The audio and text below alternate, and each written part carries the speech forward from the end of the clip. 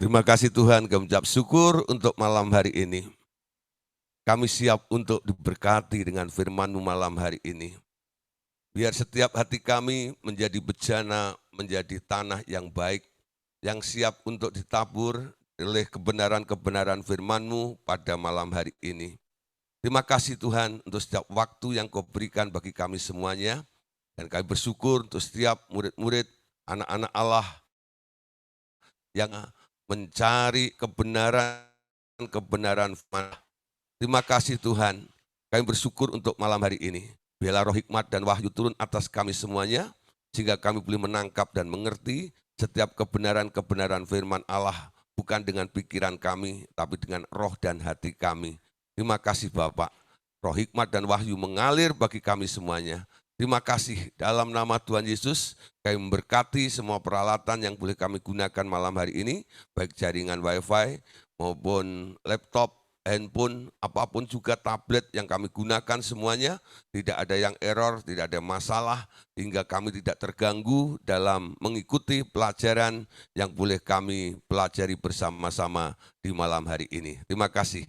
Dalam nama Tuhan Yesus, kami mengucap syukur dan berdoa. Semua yang percaya boleh berkata bersama-sama, amin. Nah, puji Tuhan, Bapak Ibu Saudara, salam semuanya, ya.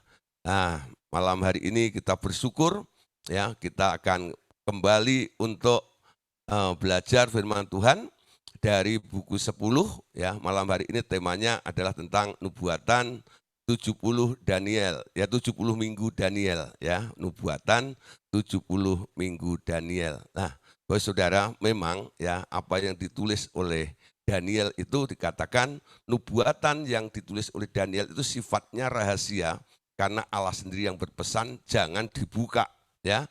Beda dengan apa yang ditangkap atau yang diterima oleh Rasul Yohanes dalam kitab Wahyu, itu nubuatan yang terbuka, ya. Nah, nubuatan Daniel itu nubuatan tertutup. Nah, tapi orang-orang bijaksana boleh meneliti, ya, sehingga paling enggak menemukan indikasinya, ya, tanda-tandanya atau gejala-gejalanya seperti apa.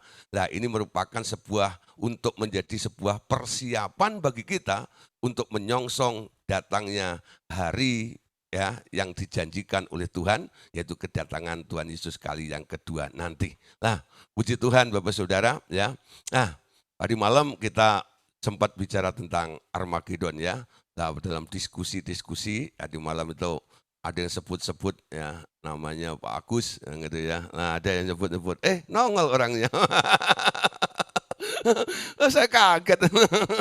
Nongol. Umurnya dawa, orang Korea bilang gitu, ya. Nah, kalau habis diomongin gitu terus muncul gitu, itu katanya bukan ususnya panjang. Kalau ususnya panjang itu makannya banyak kan, ya lain lagi, ya. Nah, itu kalau umurnya panjang itu loh, umurnya dawa gitu, ya. Lah, baru diomongin gitu, muncul, ya. Nah, kita pernah dengar, ya, Pak Agusnya juga pernah bikin seminar tentang 70 minggu Daniel itu juga, ya. Lah, bicara tentang tabel-tabelnya segala macam, pasti beliau itu juga siap, ya. Jadi malam hari ini kita todong aja, kita tembak saja, ya. Biarin gitu, ya. Coba kasih co-hostnya lah gitu, ya. Supaya dia bisa, ya. Oh, Pak Yoyo langsung angkat itu apa namanya? Makalahnya gitu. Nah, ternyata ada yang sudah dapat makalahnya, ya. Nah, nanti kalau mau butuh makalahnya nanti bisa hubungi saya, ya. Nanti biar Pak Agus kirim makalahnya ke saya itu, ya. Nanti kita bisa bagi dalam bentuk PDF gitu, ya, PDF, ya. Oke? Siap, ya. Atau boleh sambil jalan gitu running, mungkin bisa di-sharekan PDF-nya, nanti saya bagikan ke mereka-mereka gitu, ya. Oke, ya, karena ini cukup panjang, ya. Banyak hal, ada 2 hal, ya. Jadi ada tentang 70 minggu Danielnya juga, dan ada tentang penglihatannya, itu patung Nebukadnezar segala macam, ya. Itu mungkin butuh waktu seminggu kali, ya, untuk menjelaskannya. Jadi hari katanya, ya, bolehlah dijelaskan sambil running gitu, ya. Oke, ya. Waktu selanjutnya saya berikan nih, ya. Ayo Pak Agus silahkan, ya, malam hari ini. Garaplah, ya. Nah, ini pengajar Israel juga, pengajar RTM juga, sorry, ya, bukan Israel, ya, maksudnya pengajar RTM juga, ya. Pantes nama Nah, saya itu kok telinga saya tadi malam nguang-nguing gitu, Oh, ternyata emang disebut-sebut ambulan, ya. ya. Ya, Oke, shalom semuanya Bapak Ibu Saudara sekalian. salam. Tetap semangat ya, tetap dalam anugerah Tuhan, dalam damai sejahtera Tuhan. Senang bertemu dengan Bapak Ibu Saudara sekalian. Mohon maaf, saya ikut pemuridan Pak Gideon kalau nggak salah 2 atau 3 ini ya. Karena rutinitas dan saya sebetulnya belakangan ini bukan menjadi manusia malam, Bapak Ibu Saudara. Tapi bersyukur, puji nama Tuhan, terima kasih buat kesempatan dan kehormatan yang diberikan. Tadi pagi saya membaca WA dari Pak Git, ditodong untuk berbagi nubuatan 70 minggu Daniel, dan saya tanya sama beliau, Pak, ini dua-duanya mau dibahas nih. Iyalah, gampang susah. Sedikit saya ceritakan backgroundnya Bapak Ibu Saudara sekalian ya. Ketika saya menggali tentang akhir zaman, waktu itu saya diskusi langsung sama Pak Andreas dan kebetulan ada kesempatan kami pelayanan ke Alor. Saya utarakan apa yang saya temukan dan beliau setuju karena memang garis besarnya, benang merahnya tentu semua dari Alkitab dan untuk mempermudah Bapak Ibu Saudara sekalian untuk menangkap, untuk menyerap. Dan ini bukan sesuatu yang baru Bapak Ibu Saudara, dan saya sangat setuju dari apa yang tadi disampaikan oleh Pak Gideon bahwa nubuatannya Daniel ini sayangnya, tanda petik sayangnya, memang nubuatan tertutup Saudara. Karena Tuhan sendiri bilang, apa yang kamu lihat ini jangan kau sampaikan ke siapa-siapa. Nah, ini ada perbedaan dengan apa yang dilihat oleh Yohanes Pembaptis. Pada saat dia di Pulau Patmos, apa yang Yohanes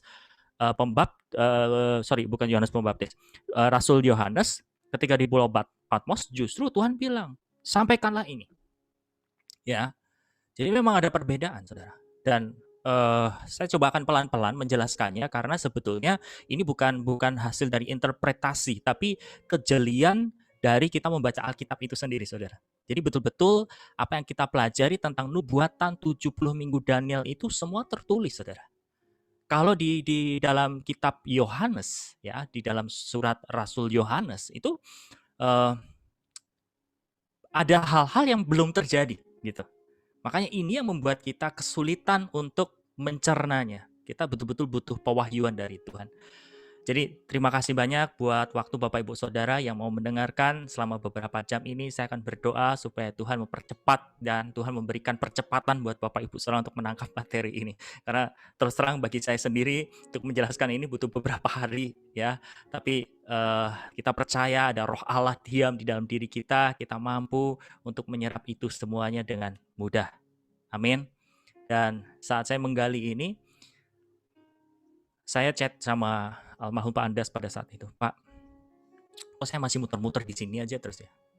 Gayanya beliau ya, hahaha. Minta pikiranmu dibrodolin dulu gitu. Saya berdoa saudara, saya berdoa, saya terus menggali dan puji nama Tuhan. Malam-malam ya saya coba baca pelan-pelan peta zaman yang Pak Andreas kasih. Nah disitulah mulai saya menemukan benang merahnya. Dan ini pun ada note-nya ya, ada catatannya bahwa apa yang saya tangkap, apa yang saya tahu mungkin masih belum terlalu lengkap ya. Jadi untuk lebih jelasnya, lebih lengkapnya tentu kita butuh pertolongan Roh Kudus. Amin. Saya langsung saja.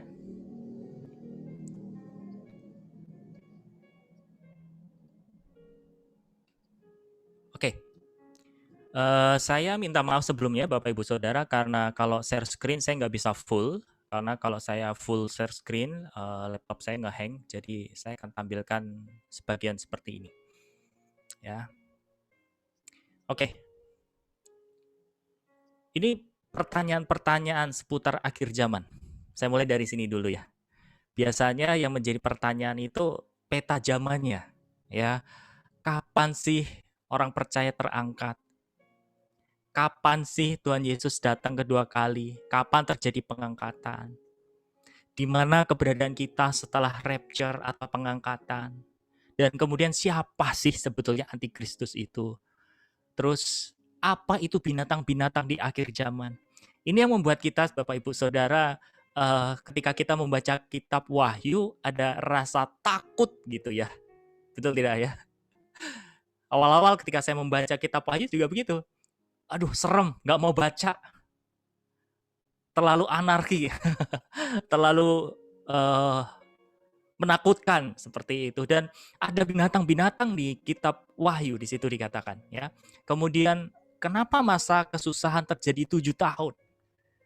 Kemudian ada pertanyaan lagi, apa sih yang dikerjakan di masa kerajaan 1000 tahun? Apa yang harus kita kerjakan agar ikut dalam generasi pengangkatan? Dan mungkin masih banyak lagi Bapak Ibu Saudara. Ya. Nah, tujuan kita mempelajari akhir zaman itu untuk menemukan benang merahnya supaya apa? Iman, pengharapan, dan kasih kita kepada Allah semakin ditumbuhkan untuk mempersiapkan itu. Ya, karena gini, dampaknya kalau kita sebagai orang percaya, Bapak Ibu Saudara, kita nggak tahu peta zamannya seperti apa. Seperti Alkitab bilang, kita akan terombang-ambing oleh angin-angin pengajaran. Ya, kalau kita nggak tahu musimnya, kalau para petani nggak tahu musimnya, wah, masalah. Ya, yang harusnya musim kita menanam, kita nggak nanam. Tapi justru pada saat musim panen malah kita menanam. Seperti itu. Makanya kita betul-betul harus datang sama Tuhan dengan hati yang haus, hati yang lapar, supaya hikmat Tuhan, wahyu Tuhan itu kita bisa tangkap dengan mudah, Bapak Ibu Saudara. Supaya tidak terombang-ambing oleh kejadian-kejadian di akhir zaman ini. Ya, beberapa waktu yang lalu kan seru banget ada cerita bahwa Antikristus sudah dekat, ini sudah meterai keberapa udah dibuka dan seterusnya. Itu dampaknya Bapak Ibu Saudara. Kalau kita nggak mengetahui dengan sendiri bersama dengan Roh Kudus, bersama dengan Tuhan Yesus yang si penulisnya, kita akan mudah iman kita terombang-ambing. Nah, saya akan membantu Bapak Ibu Saudara untuk memahami sedikit ya dari akhir zaman yang kita akan pelajari di buku 10 itu. Nah, saya akan fokus ke poin nomor 6 ini.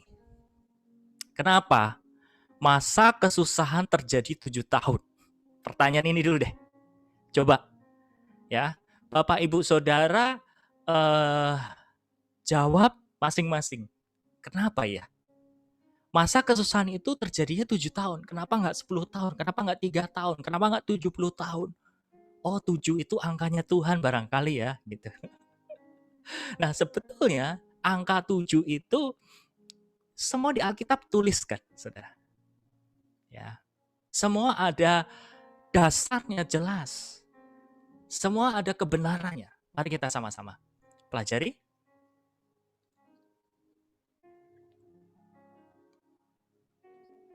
Oke. Saya mulai dari sini dulu. Pertanyaannya, mengapa bangsa Israel dibuang? Ya, ini juga relate atau sesuai dengan di buku Pemuridan Bapak Ibu Saudara. Ya, kalau Bapak Ibu Saudara ada buku Pemuridan, silahkan Anda lihat ya di situ. Subbab yang pertama dikatakan mengapa bangsa Israel dibuang. Oke. Nah, dalam masa pembuangan bangsa Israel di Babel, Daniel pada suatu hari membuka tumpukan kitab-kitab dan menemukan nubuatan Nabi Yeremia. Ia baru mengerti bahwa masa pembuangan bangsa Yahudi adalah 70 tahun lamanya. Daniel kemudian terdorong untuk berdoa, untuk meminta ampun bagi dosa-dosa bangsanya. Dosa bangsa Yahudi ini terutama karena ketidaktaatan kepada perintah-perintahnya. Ada catatan khusus, dosa bangsa ini, yakni bahwa mereka melalaikan hukum Sabat bagi tanah pemberian Tuhan. Mereka tak pernah membiarkan tanah beristirahat pada tahun-tahun Sabat bagi tanah. Oke, nah disinilah ayatnya. Saya akan bacakan buat Bapak Ibu Saudara sekalian. Daniel pasal 9 ayat 1 sampai 2. Pada tahun pertama pemerintahan Darius, anak Ahasiweros dari keturunan orang Media yang telah menjadi raja atas kerajaan orang Kasdim, Pada tahun pertama kerajaannya itu, aku, Daniel, memperhatikan dalam kumpulan kitab jumlah tahun yang menurut firman Tuhan kepada Nabi Yeremia akan berlaku atas timbunan puing Yerusalem, yakni 70 tahun. Kemudian dikukuhkan di dalam Yeremia, nubuatan Yeremia 29 ayat 10, sebab beginilah firman Tuhan, apabila telah genap 70 tahun bagi Babel, barulah aku memperhatikan kamu, akan menepati janjiku itu kepadamu dengan mengembalikan kamu ke tempat ini. Sebab aku ini mengetahui rancangan-rancangan apa yang ada padaku, mengenai kamu. Demikianlah firman Tuhan, yaitu rancangan damai sejahtera dan bukan rancangan kecelakaan untuk memberikan kepadamu hari depan yang penuh harapan. 12. Dan apabila kamu berseru dan datang untuk berdoa kepadaku, maka aku akan mendengarkan kamu. Jadi dari dua kitab ini, Bapak Ibu Saudara, ya, kita menemukan kebenarannya yang akan menjadi dasar kita membahas tentang nubuatan 70 minggu Daniel ini. Diawali dari apa?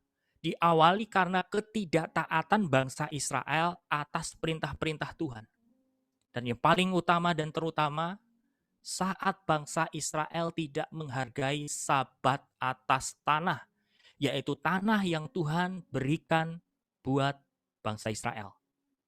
Ya, bangsa Israel ngutang, Bapak Ibu Saudara, 70 minggu. 70 minggu di dalam bahasa aslinya ada 70 sabat. Ya.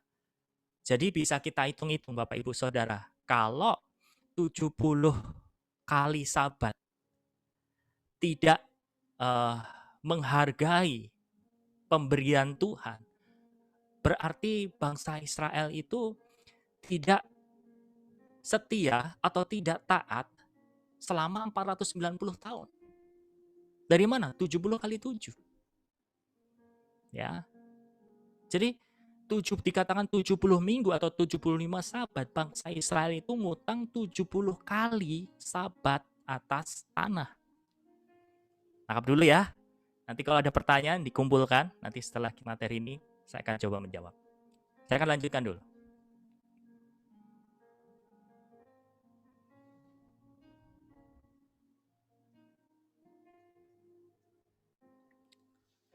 Nah, di dalam Imamat pasal 26 ayat 33 juga jelas dikatakan oleh Musa, Saudara.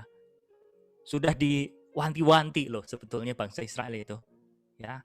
Saya akan bacakan ayat 33, 34 sampai 35. Tetapi kamu akan kuserakkan di antara bangsa-bangsa lain, dan aku akan menghunus pedang di belakang kamu, dan tanahmu akan menjadi tempat tandus, dan kota-kotamu akan menjadi reruntuhan.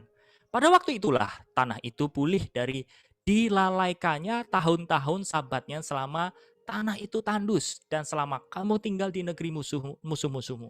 Pada waktu itulah tanah itu akan menjalani sabatnya dan pulihkan tahun-tahun sabat yang belum didapatnya. Nah, 35, selama ketandusannya, tanah itu akan menjalani sabat yang belum dijalaninya pada tiap-tiap tahun sabatmu, ketika kamu masih diam di situ.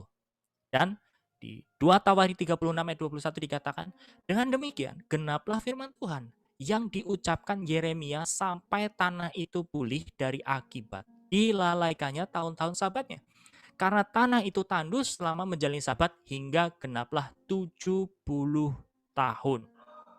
Jadi Bapak Ibu Saudara, ya, saat bangsa Israel, ya, generasinya Daniel dan kawan-kawannya ini mengalami pembuangan di mana bangsa Israel diserang oleh Babel, ya. Di situ orang-orang yang berhikmat, orang-orang yang bijak dikumpulkan oleh Nebukadnezar. Nebukadnezar itu adalah raja atas Babel, Babilonia. Ya.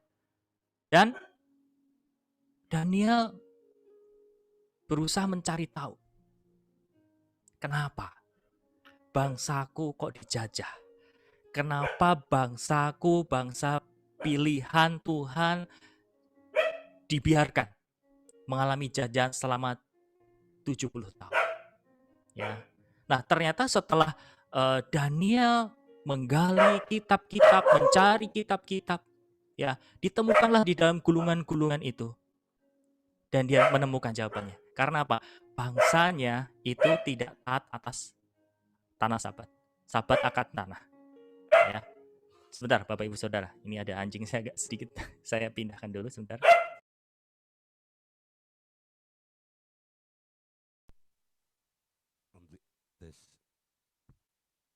Anjingnya ikut pemuri dan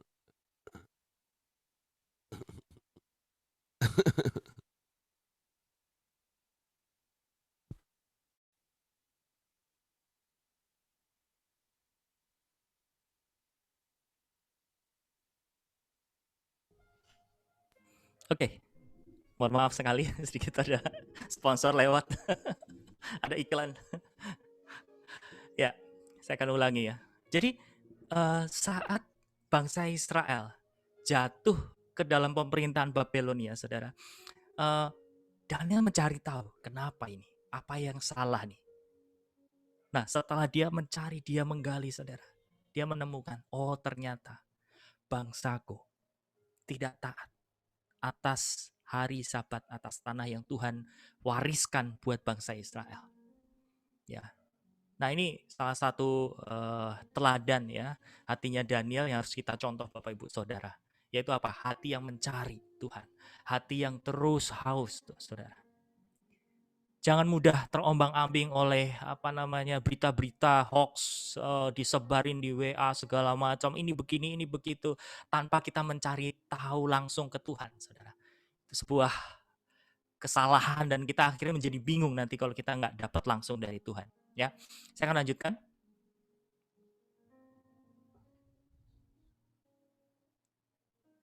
Oke. Saya tampilkan peta ini untuk Bapak Ibu Saudara memahami.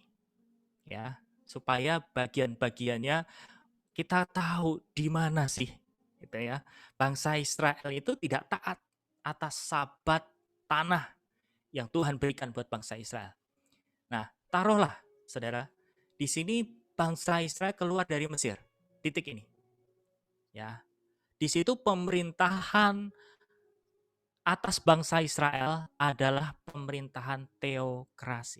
Apa sih pemerintahan teokrasi itu? Pemerintahan di mana dari kata theos dan kratos. Theos artinya Tuhan, kratos artinya pemerintahan. Jadi pemerintahan yang berasal langsung dari Allah. Allah langsung memerintah bangsa Israel melalui para imam. Baik nabi maupun hakim-hakim. Ya, kalau Anda temukan di Perjanjian Lama seperti itu, barulah di masa-masa di mana bangsa Israel berkeluh kesah, nuntut supaya bangsa Israel punya raja kayak bangsa-bangsa lain. Barulah muncul raja pertama atas bangsa Israel, yaitu siapa? Saul. Ya. Nah, ternyata sejak dari sini, ya, pemerintahan dari teokrasi berubah menjadi monarki, yaitu pemerintahan seorang raja yang memimpin, seorang raja yang memerintah. Tentu dibantu dengan siapa? Imam, nabi, dan hakim. Ya, contohnya Saul, dia menjalankan roda pemerintahan atas bangsa Israel. Tapi Saul harusnya dia juga dengar-dengaran dengan Tuhan melalui siapa? Nabinya, yaitu siapa? Samuel. Makanya pada saat sekali waktu Saul mau berperang melawan bangsa Filistin, ya, di situ nunggu Samuel. Samuel ini mana? Kok nggak datang-datang? Ini padahal musuh udah menekan. Ya. Akhirnya Saul mengambil peran ya Samuel, seorang nabi. Nah, disitulah Saul melakukan pelanggaran yang besar ya sehingga kedudukan raja itu diambil dari Tuhan, diambil oleh Tuhan. Nah, itulah masa di mana bangsa Israel berada dalam pemerintahan monarki, yaitu raja yang memerintah, tapi dibantu oleh siapa? Imam, nabi, dan juga hakim. Nah, ternyata kalau dihitung secara waktu, saudara, itu selama 49 tahun. Nah, masa inilah bangsa Israel itu lalai dalam mengenapi Sabat atas tanah. Lalu Tuhan menuntut, Kamu nggak taat nih selama 490 tahun. Kemana aja tanah yang aku berikan, kamu nggak sabatin. Sekarang bayar 70 tahun. Yaitu masa di mana persis bangsa Israel dibuang atau mengalami jajahan dari bangsa Babel. Ya, selama 70 tahun. Oke. Nah, kita akan baca ayatnya dulu. Saya akan lewati ini.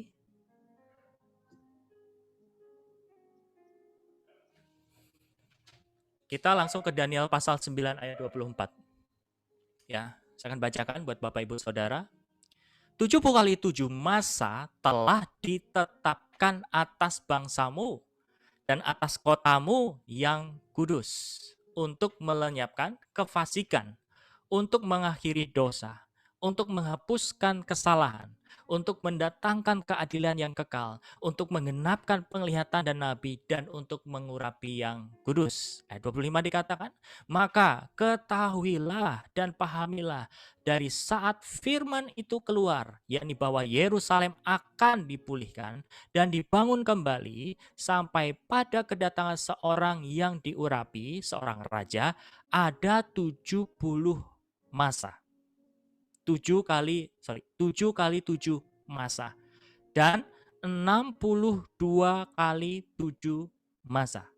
Lamanya kota itu akan dibangun kembali dengan tanah lapang dan paritnya, tetapi di tengah-tengah kesulitan. Jadi dari masa keluarnya dekrit untuk membangun kembali Yerusalem sampai tahun Yesus muncul sebagai yang diurapi, yaitu ketika tampil di sungai Yordan dan dipenuhi oleh Roh Kudus, setelah dibaptiskan oleh Yohanes Pembaptis adalah 7 plus 62. Kalau Anda tanya, Bapak Ibu Saudara tanya, 7 dari mana ya Gus ya? Ini Bapak Ibu Saudara. Oke. Saya kasih tanda. Ada 7 kali 7 masa dan 62 kali 7 masa. Sama dengan berapa? 69. Kali 7 masa sama dengan berapa? 48. Oke, saya akan mundur sedikit supaya pemahaman Bapak Ibu Saudara bisa nggak bingung gitu ya. Saya balik ke sini. Bangsa Israel tidak taat itu selama 490 tahun. Akhirnya 70 tahun, jadi selama 490 itu sebetulnya bangsa Israel harus menjalankan misi dari Tuhan, Saudara. Misinya apa? Misinya ini tadi.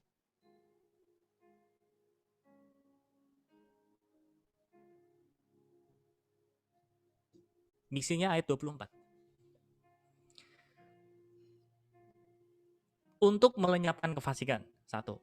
Untuk mengakhiri dosa, yang kedua. Untuk menghapuskan kesalahan, tiga. Untuk mendatangkan keadilan yang kekal, empat. Untuk menggenapkan penglihatan, lima. Penglihatan dami, dan untuk mengurapi yang Maha Kudus. Ada 6 misi yang harus bangsa Israel lakukan selama 490 itu, Bapak Ibu Saudara. Tapi karena bangsa Israel lalai, akhirnya dia harus membayar, dipaksa sama Tuhan. Nah ini sedikit agak keluar dari jalur ya. Saya memberikan tambahan begini Bapak Ibu Saudara. Saya teringat teguran Tuhan beberapa waktu tahun yang lalu. Ketika itu saya mulai pelayanan ya. Saya ngitung persepuluhan tuh gini. Berkat turun, saya pakai habis. Ya. Berkat Tuhan turun, saya pakai habis. Nanti kalau udah akhir bulan, saya beriman dapat berkat dan saya mengembalikan, bukan membayar loh ya. Karena persepuluhan itu adalah bagian Tuhan. Jadi bukan kita membayar. Kalau membayar kan milik kita kasih ke Tuhan. Kalau persepuluhan itu adalah haknya Tuhan, kita berikan. Ya, kita kembalikan, Saudara. Nah, singkat cerita, selama beberapa bulan saya punya gaya hidup seperti itu, ya. Jadi dari pemasukan, dari berkat datang, saya cuma hitung aja. Oh, bulan ini dapat sekian, dapat sekian, dapat sekian. Tapi belum saya sisihkan. Ya. Sampai akhirnya kalau udah setiap akhir bulan begitu, saya udah deg-degan bisa mengembalikan nggak nih persepuluhan Tuhan gitu. Beberapa kali saya bisa mengembalikan, tapi beberapa kali juga loss. Dan saya akhirnya dapat teguran lewat mimpi. Mimpinya apa, saudara? Mimpinya gini, saya beli pulsa, tapi saya nggak bayar. Terus ditagih sama yang jual. Kamu udah make pulsa, udah berkali-kali, tapi nggak bayar. Begitu saya bangun, kok mimpinya aneh gini ya? Padahal saya nggak pernah utang loh sama pulsa sama siapa aja. Terus tiba-tiba waktu saya doa pagi, Bapak Ibu Saudara, Tuhan ingetin, kamu berutang kepada aku. Aduh. Nah, dari situ saya bertobat. Ya, kemudian saya dealing sama Tuhan. Tuhan, gini deh, ajari saya. Saya mau rubah. Sekarang kalau dapat berkat, misal dapatnya 10, saya akan sisihkan 1. Kalau dapat 100, saya akan sisihkan 10. Saya nggak mau berutang lagi. Ya, karena sifat daging natural daging manusia itu selalu begitu, Bapak Ibu Saudara. Tarsok-tarsok. Betul nggak? Digampangin gitu. Nanti deh. Jadi soal masalah keuangan, please, mohon Bapak Ibu Saudara benar-benar harus peka, harus disiplin, karena firman Tuhan yang ngomong ya, kalau kita nggak setia dalam mamon yang tidak jujur, apalagi dengan harta yang kekal, gitu loh. Jadi Tuhan itu pakai mamon yang tidak jujur untuk apa? Mengetahui hati kita. Apalagi kita sebagai seorang percaya atau bahkan kalau kita menjadi hamba Tuhan, Bapak Ibu Saudara, keuangan kita itu harus lurus. Ini modal basic banget, dasar banget Bapak Ibu Saudara ya. Jadi ke depan kalau Bapak Ibu Saudara dipercayakan jiwa-jiwa, please tolong ya belajar dari hati soal masalah mamon. Karena dalam doa saya sama Tuhan tuh doa dua arah gini ya. Tuhan, kalau seandainya di dunia nggak ada duit, gampang loh. Pelayanan itu nggak usah rumit-rumit ya. Semua sudah tersedia, semua sudah ada, kan gampang Tuhan. Kenapa sih mesti harus ada uang? Dan saya menangkap jawaban itu di hati gini, saudara. Agus, perhatikan hatimu. Saat kamu nggak dapat uang, nggak dapat berkat, yang keluar dari hatimu apa? Iya juga ya. Jadi aku memakai uang, memakai mamon untuk menguji hati umatku. Dari situ udah saya nggak nanya-nanya lagi sama Tuhan. Tapi kembali lagi ya, soal persepuluhan, soal ketaatan ini Bapak Ibu Saudara. Kalau kita udah menjadi umat perjanjiannya Tuhan, Dia akan tuntut saudara. Untuk apa? Kita melakukan perintah-perintah Dia. Kalau kita nggak lakukan, ada konsekuensinya. Ya, di dalam hukum Taurat ada beberapa perintah, kewajiban, ya, dan ada aturan-aturan.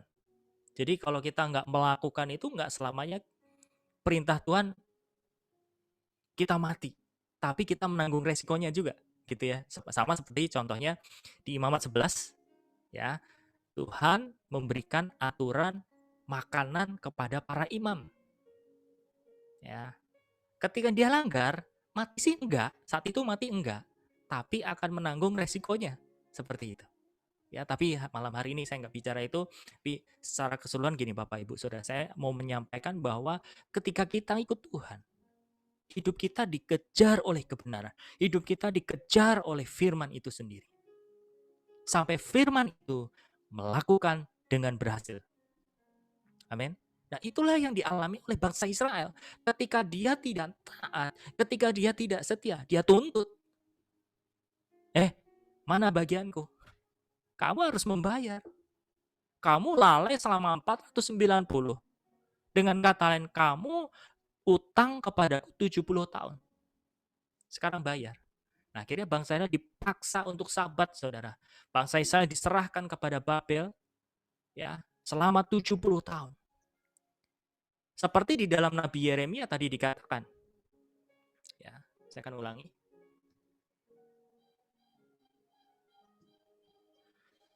Yeremia pasal 29 ayat 10.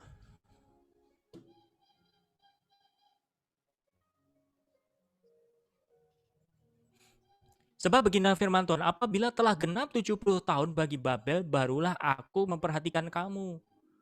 Aku akan menempati janjiku itu kepadamu dengan mengembalikan kamu ke tempat ini. Jadi selama 70 tahun pembuangan bangsa Israel dipulihkan, Saudara. Ya, genap 70 tahun bangsa Israel dikembalikan karena telah melewati sabat atas tanah. Tapi bukan hidupnya terus enak-enakan aja. Bangsa Israel harus membayar selama 490 itu. Dibayar setelah 70 tahun. Nangkep ya? Oke, saya akan ulangi sekali lagi. 490 bangsa Israel tidak taat. Dipaksa sama Tuhan untuk membayar selama 70 tahun. Tapi selama 490 tadi tidak taat. Bangsa Israel harus melakukan rancangan-rancangannya, harus melakukan perintah-perintah Tuhan, harus melakukan misinya Tuhan. Ya. Seperti yang tertulis di dalam Daniel pasal yang ke-9 ayat 24 tadi. Ya. 70 kali 7. 70 kali 7 masa telah ditetapkan atas bangsamu. Oke. Saya akan kasih tanda di sini supaya Bapak Ibu Saudara tahu dari mana saya membahas 490 tahun. Oke. Nih, 70 kali 7 masa. Oke, bagi yang Bapak Ibu Saudara dekat tempat duduknya ada kalkulator boleh atau catatan juga boleh karena kita kan banyak hitung-hitungan. Jadi kalau 70 dikalikan 7 sama dengan berapa? 490. Nah, sedangkan di ayat 25 dikatakan apa di sini? Semua udah tertulis. Maka ketahuilah dan pahamilah dari saat firman itu keluar, yakni bahwa Yerusalem akan dipulihkan dan dibangun kembali sampai kedatangan seorang yang diurapi, seorang raja. Jadi pada saat ada Yesus ada di muka bumi, itu hitungannya ini saudara. 7 kali 7. Oke, 7 kali 7. Sama dengan berapa? 49. Dan 62 kali 7 masa lamanya kota itu akan dibangun kembali dengan tanah lapang dan paritnya, tetapi di tengah-tengah kesulitan. Atau sama dengan gini, saudara. 7 tambah 62 sama dengan 69. Kalikan 7. Sama dengan berapa? 483. Harusnya 490. Betul nggak? 490 yang atas ini. Harusnya 70 kali 7 masa. Tapi di sini baru ketemunya kalau ini dan ini ditambah dan dikalikan. Jadinya baru 483, saudara. Nah, selisihnya berapa? 7 sabat, 7 tahun. Nangkep ya? Oke, saya akan lanjut dulu.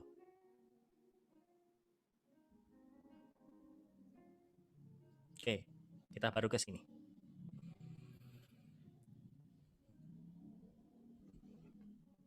Tadi dikatakan di dalam Daniel pasal 9, ya, 7 masa atau 7 kali 7 sama dengan 49. Itu saat masanya Daniel sampai habis di perjanjian lama. Kemudian dihitung lagi setelah siapa? Disinilah mulai Yohanes Pembaptis itu pelayanan. Ya, Allah mendadak bicara melalui Yohanes Pembaptis. Itu di masa ini, saudara. Ya, jadi Tuhan Yesus itu ada di masa ini. Jadi kalau ditambahkan 7 kali 7 sama dengan 49, 62 kali 7 sama 434, dan ditambah keduanya adalah 483. Berarti masih ada 7 tahun. Ya. Oke.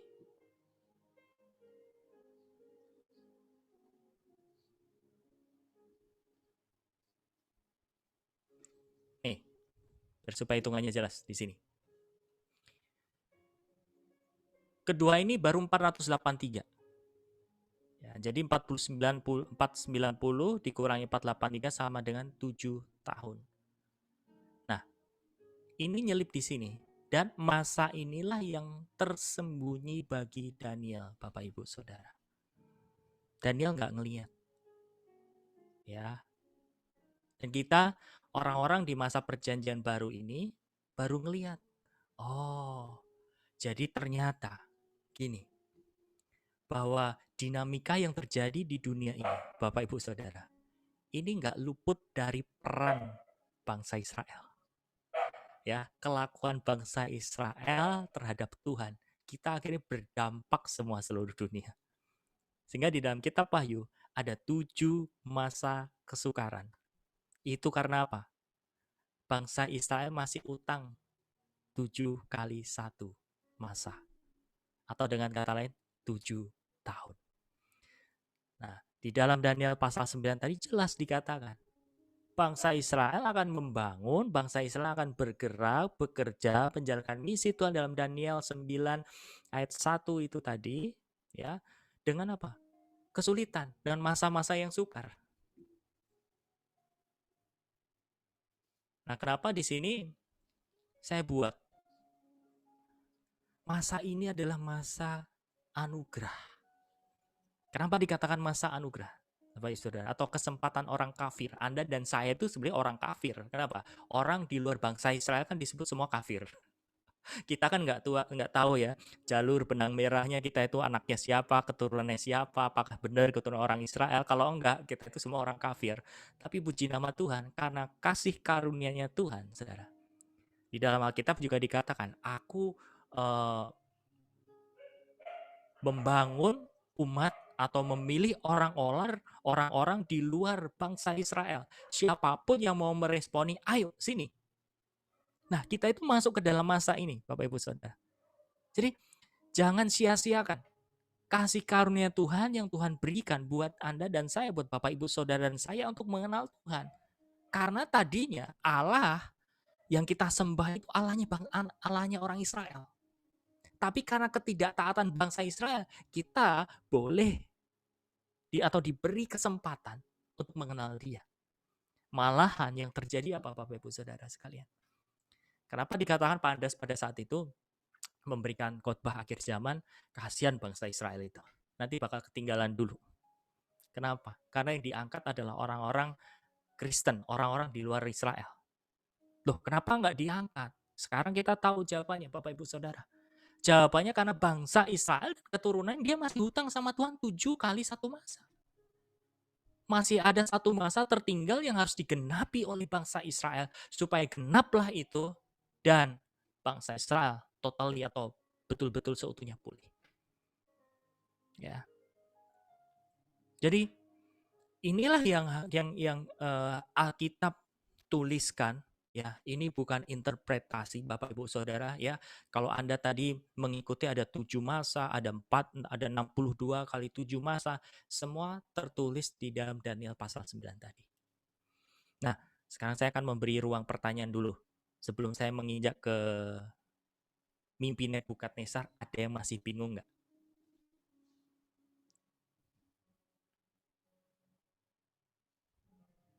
Ini yang mungkin beberapa kali yang mengikuti akhir zaman hari ini sudah mulai nangkap atau masih bingung? Monggo, silakan.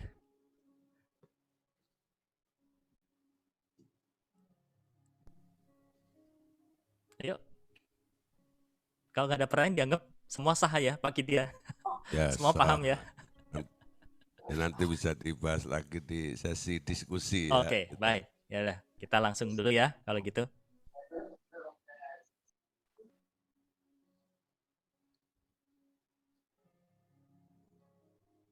Yang berikutnya adalah mimpi Nebukadnezar.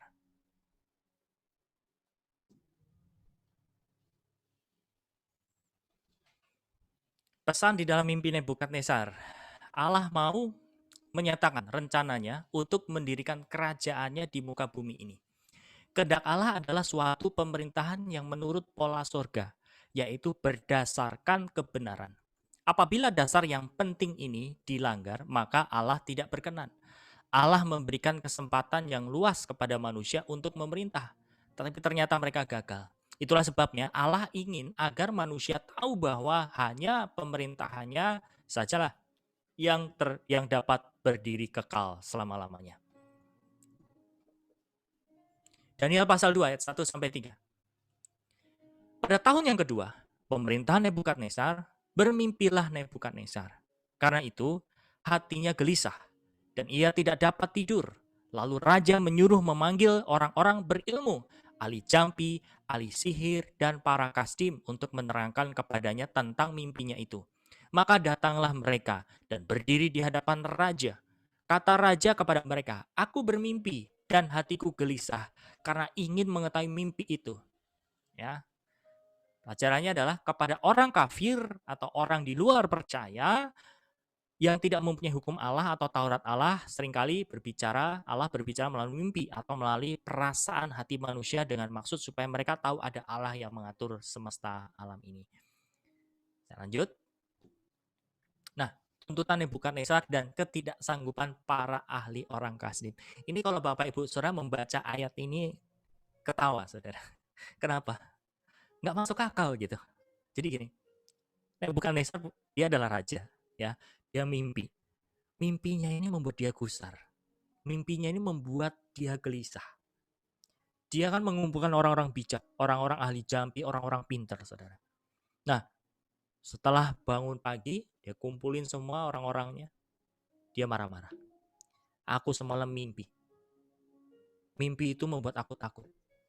Kumpulkan orang-orang yang bisa, orang ahli jampi, segala macam orang-orang pintar. Apa mimpiku itu dan artikan apa artinya? Edan nggak? Jadi kalau dilogikakan Bapak Ibu Saudara, tuntutan Nebukadnezar ini nggak masuk akal.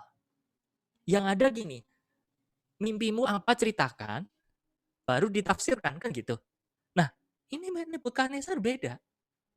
Dia mimpi suruh nebak, artinya suruh ngertiin. Coba. Nggak masuk akal. Nah, kita baca sama-sama di sini.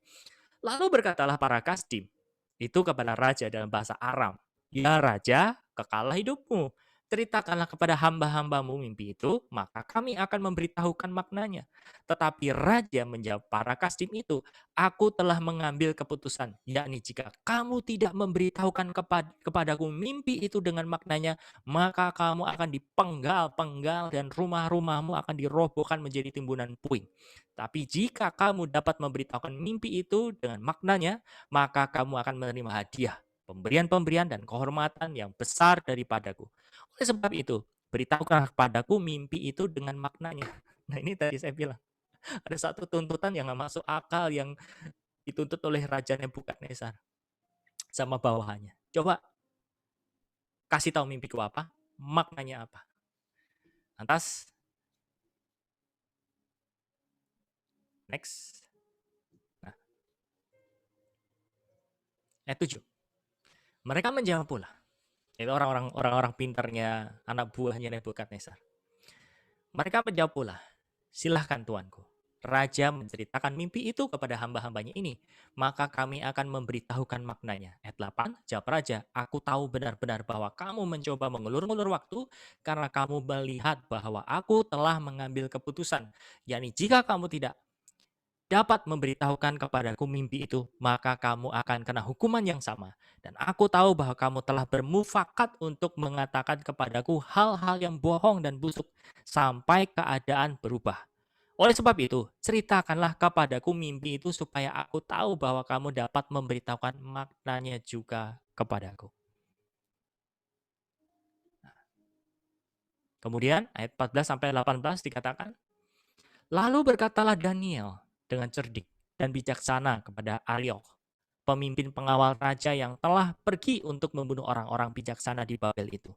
15, katanya kepada Ariok, pembesar raja itu, mengapa titah yang begitu keras ini dikeluarkan oleh raja? Lalu Ariok memberitahukan hal itu kepada Daniel. Maka Daniel menghadap raja dan meminta kepadanya supaya ia diberi waktu untuk memberitahukan makna itu kepada raja. Kemudian pulanglah Daniel dan memberitahukan hal itu kepada Hanaya, Misael, dan Asyarya, teman-temannya. Dengan maksud supaya mereka memohon kasih sayang kepada Allah semesta langit mengenai rahasia itu. Supaya Daniel dan teman-temannya jangan dilenyapkan bersama orang-orang bijaksana yang lain di Babel. Jadi Bapak Ibu Saudara, yang terlihat di sini Daniel betul-betul cerdik. Dia bisa mengambil celah. Dia mendengar bahwa kabar Raja Nebukadnezar itu sedang marah. Raja Nebukadnezar itu sedang eh, tertimpa kegalauan gitu ya. Dia baru mendapat mimpi. Dan orang-orangnya nggak ada yang bisa menceritakan mimpi itu dan memberikan maknanya apa. Daniel mendengar itu, dia melihat itu sebuah kesempatan, dia percaya bahwa Allah yang dia sembah itu sanggup untuk memberikan rahasia-rahasia.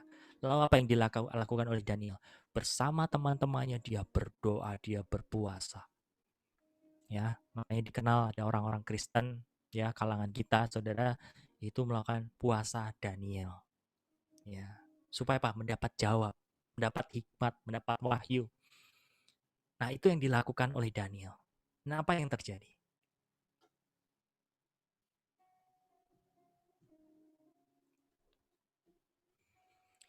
Matius 10 ayat 20, karena bukan kamu yang berkata-kata, melainkan roh Bapamu, dia yang akan berkata-kata di dalam kamu.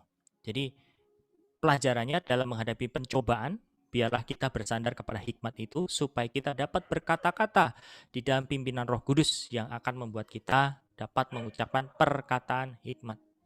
Oke, lanjut. Nah, ayat 2, pasal 2, Daniel pasal 2, 19-20, dikatakan gini. Maka rahasia itu disingkapkan kepada Daniel dalam suatu penglihatan malam. Akhirnya doa Daniel kejawab, Bapak Ibu Saudara. Lalu Daniel memuji Allah semesta langit. Berkatalah Daniel, terpujilah nama Allah dari selama-lamanya sampai selama-lamanya, sebab daripada dialah hikmat dan kekuatan. Dia mengubah saat dan waktu, dia mencatat raja dan mengangkat raja, dia memberi hikmat kepada orang bijaksana dan pengetahuan kepada orang yang berpengertian. Dialah yang menyingkapkan hal-hal yang tidak terduga dan yang tersembunyi. Dia tahu apa yang ada di dalam gelap dan terang ada padanya. Saya lanjut. Ya. Daniel pasal 2 ayat 27 sampai 30 memberitahukan apa yang terjadi kemudian hari. Inilah yang disebut firman nubuat. Dan kesaksian Yesus adalah roh nubuat. Ya, Wahyu 19 yang dikatakan, 19 ayat 20.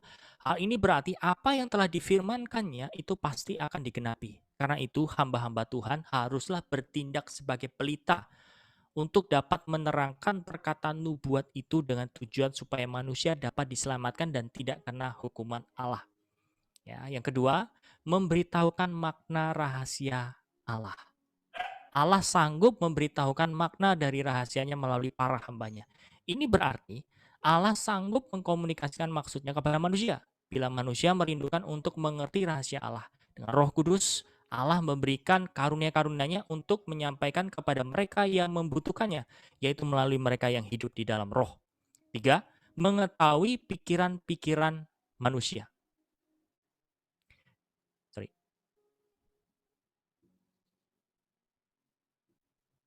Dengan menyatakan apa yang dipikirkan oleh raja di tempat tidurnya dan juga apa yang dimimpikannya, maka Allah hendak menerangkan bahwa Ia adalah Allah yang mengetahui isi hati manusia.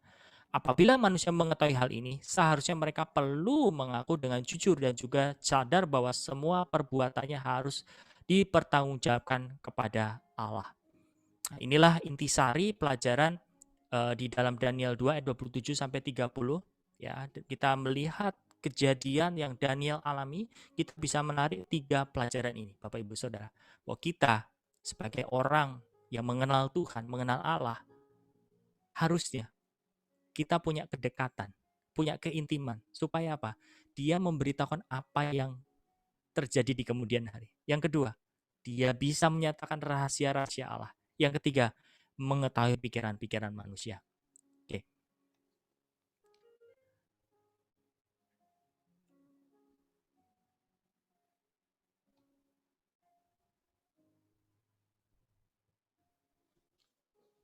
Daniel pasal 2 36 sampai 45. Daniel mendapat apa mimpi yang dilihat oleh Nebukadnezar dan apa maknanya. Di sini dituliskan begini.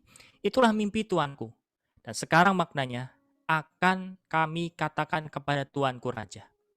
Ya Tuanku Raja, Raja segala raja, yang kepadanya oleh Allah semesta langit telah diberikan kerajaan, kekuasaan, kekuatan, dan kemuliaan. Dan yang ke dalam tangannya telah diserahkannya anak-anak manusia.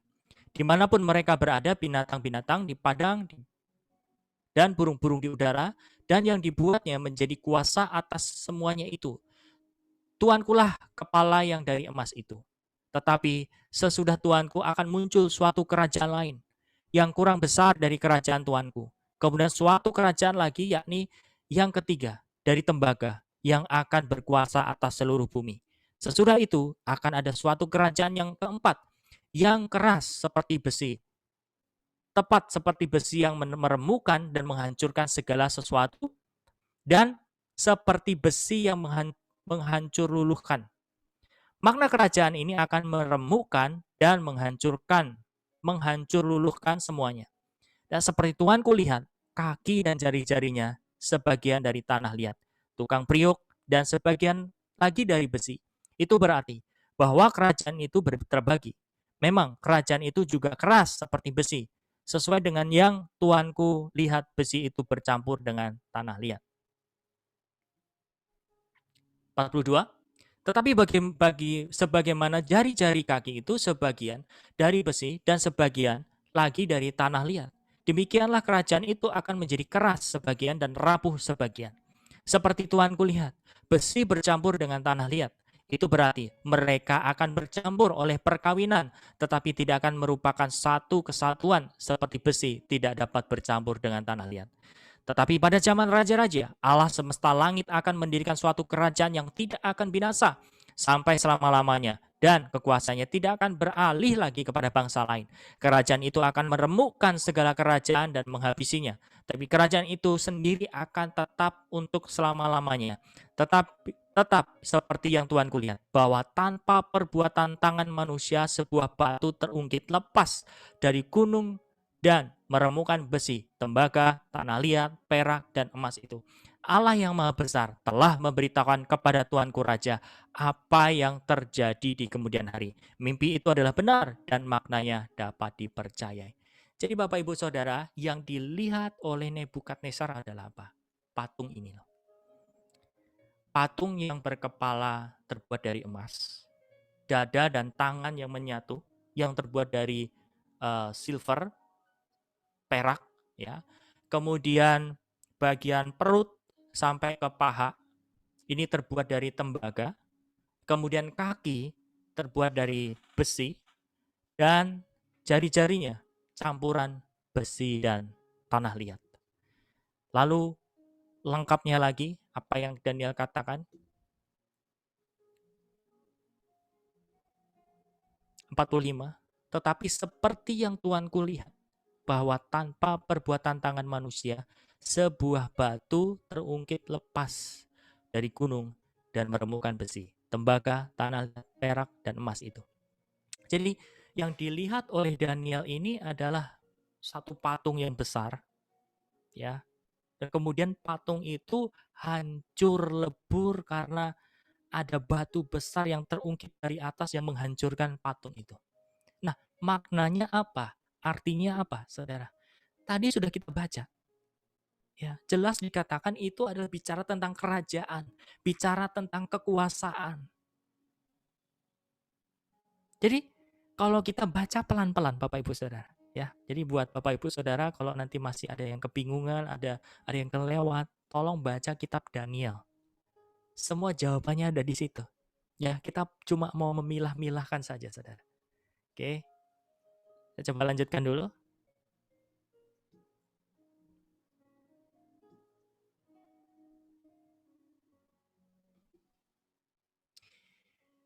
Kerajaan-kerajaan dunia yang menekan umat Israel di sini diperlihatkan oleh Allah sebagai patung besar yang dahsyat, yang dikagumi manusia, tetapi di hadapan Allah hanya sebagai alat saja. Ada 2 kerajaan dunia sebelum Babel dan 5 kerajaan dunia sejak Babel, yaitu dilukiskan dalam 5 bagian patung tersebut. Ya, itu di Wahyu 12 relate ya, atau nyambung di Wahyu 12 ayat 3, Saudara. Yang pertama ada siapa? Ada Mesir. Kemudian ada Asyur, Asyara ini Asyur. Kemudian ada Babilonia.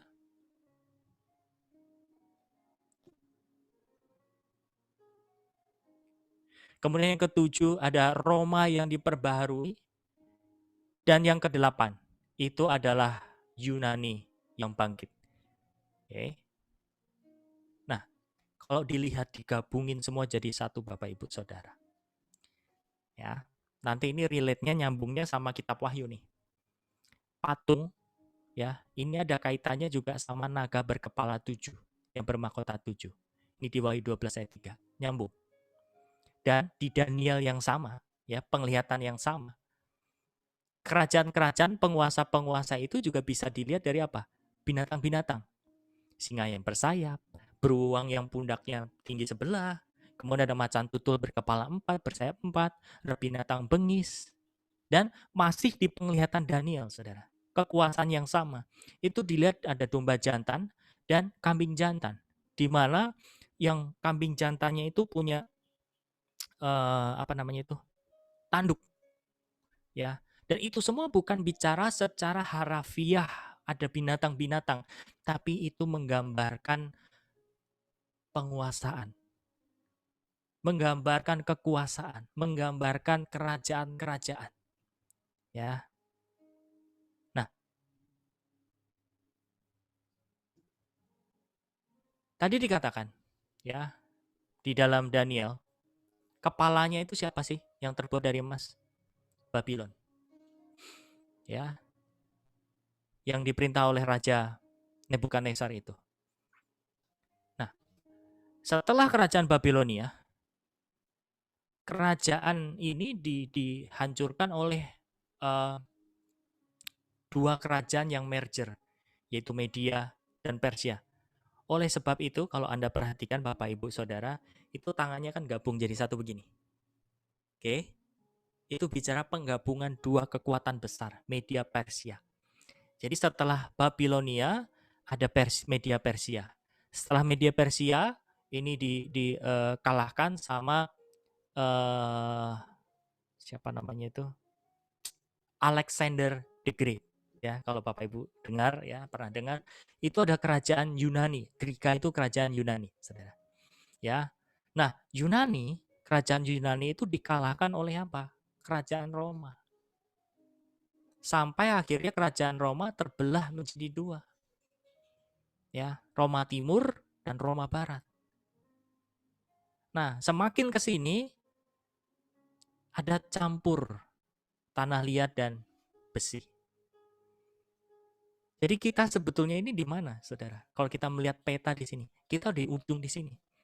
Ada kawin campur, ya, peradabannya sudah nggak karuan, nggak jelas. Kita sebenarnya udah di penghujung di sini.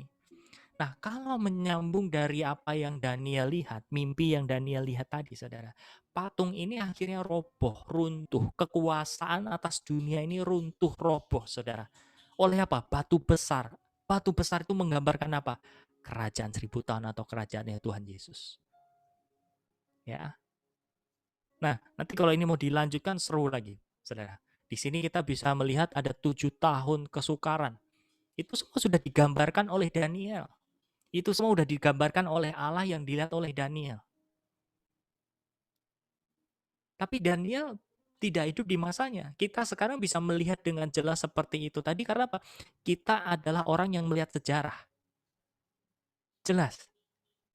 Jadi sekali lagi ini bukan interpretasi, tapi fakta yang terjadi di dalam Alkitab. Setelah bangsa Babel kalah, dikalahkan oleh Media Persia, dikalahkan lagi oleh bangsa Yunani, dikalahkan lagi oleh bangsa Roma, dan sekarang ya pemerintahan di dunia ini Bapak Ibu Saudara campur juga, yaitu apa? Demokrasi. Itu nganut semua kepada Roma. Ya, ada presidensial, ada presiden, ada DPR MPR, dan ada Mahkamah Agung. Itu semua background-nya berkiblat kepada Roma, kerajaan Roma. Ya, jadi ada dua arti. Jari-jari yang terbuat dari besi dan tanah liat. Yang pertama, arti pertama karena percampuran, kawin campur, terjadi kawin campur. Yang kedua, pemerintahan yang campur. Jadi seluruh dunia ini menganut demokrasi, yaitu rakyat yang memerintah. Indonesia sendiri menganut, iya, ya. Tapi Bapak Ibu Saudara, melalui mimpi Nebukadnezar ini kita bisa melihat blueprint-nya. Kita bisa melihat bahwa dengan jelas bahwa kekuasaan di dunia ini bakal dirobohkan. Bahwa akan ada satu kerajaan yang kekal, yaitu kerajaan siapa? Kerajaan Tuhan Yesus. Yang bagaikan batu besar itu, yang terungkit lepas, yang menghancurkan semua patung itu. Itu semua sudah digambarkan. Jadi buat saya gini Bapak Ibu Saudara, melihat peta zaman ini membuat saya semakin yakin, semakin percaya, semakin jelas mengikut Tuhan bahwa segala sesuatu itu sudah tertulis kan Saudara. Apalagi bicara tentang zaman atau akhir zaman sekarang ini, makanya kemarin ada beberapa berita yang mungkin Bapak Ibu Saudara mungkin dapat beritanya ya, bahwa vaksin ini sudah ada chipnya 66 segala macam seperti itu. Kalau buat saya, soal Anda mau vaksin atau tidak, itu urusan iman aja. Kalau Anda beriman no vaksin ya silakan. Ya. Tapi kalau mau vaksin, kita nggak berhak untuk menghakimi atau belum itu belum. Kalau mau bicara Anda nggak takut vaksin gara-gara itu takut 66. Saya mau bilang belum saatnya, belum saatnya. Ya. Tapi kalau Anda nggak mau vaksin karena iman, ya udah kita hargai. Tapi kalau Anda takut vaksin, nggak mau vaksin gara-gara itu ada chipnya, salah tempat Bapak Ibu Saudara. Saya berani pastikan. Kenapa? Saya udah bawa dalam doa. Tapi silakan diuji juga. Oke. Nah, dari mana kita punya kepastian ini? Karena melihat petanya itu tadi. Ya. Melihat petanya itu tadi, oh ternyata yang akan terjadi seperti ini, seperti ini. Bahkan di dalam buku 10 ini kalau Bapak Ibu Saudara pelajari ya, Anda bisa punya benang merahnya luas. Dari tadi hitung-hitungannya ya, Bapak Ibu Saudara bicara nubuatan 70 minggu Daniel. Nanti di akhir zaman ada 7 hari, 7 tahun lagi. Ya, di sana ada masa kesukaran. Kok bangsa Israel nggak keangkat? Kita sudah dapat jawabannya. Ya. Dan nanti akan ada kerajaan Tuhan Yesus, kerajaan 1000 tahun. Semua sudah dinubuatkan di dalam Alkitab. Jadi tujuan kita mempelajari tentang peta zaman atau akhir zaman ini, Bapak Ibu Saudara, untuk mengokohkan iman kita.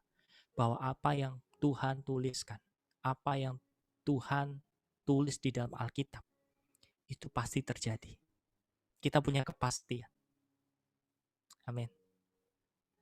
Mungkin dari saya itu dulu, Pak Gideon.